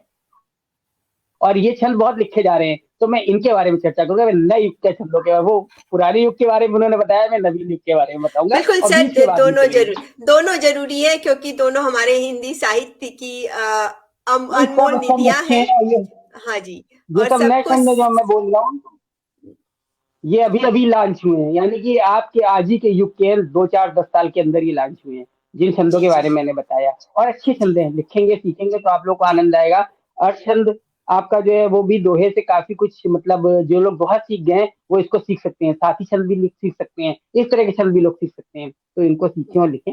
जब ये 3 क्लास पूरी हो जाएंगी, तब फिर मैं बीच के बहुत से छंद है, बहुत सुंदर सुंदर, आला है जो हमारे नरेंद्र जी का फेवरेट छंद है, ज्यादातर ये आला बहुत लिखते हैं नरेंद्र जी।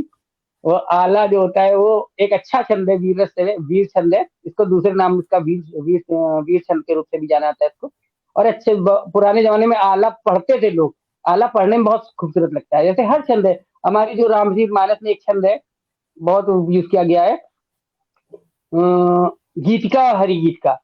हरि गीत का में आपने एक चौपाई पढ़ी होगी, भय प्रकट कृपाला दीन दयाला, ये हरि गीत हाँ का में जी। है। इस तरह के छंदों की आगे हम चर्चा करेंगे आने वाले समय में, जो बहुत रोचक है, जिसको लिखना पढ़ना सब बहुत मतलब हिंदी साहित्य अनंत है, इसका कोई अंत ही नहीं है। जितना सीखेंगे, जी जितना सर। इसमें जी डूबेंगे, सर। उतना बिल्कुल। आप इसमें हीरो मोती निकालेंगे।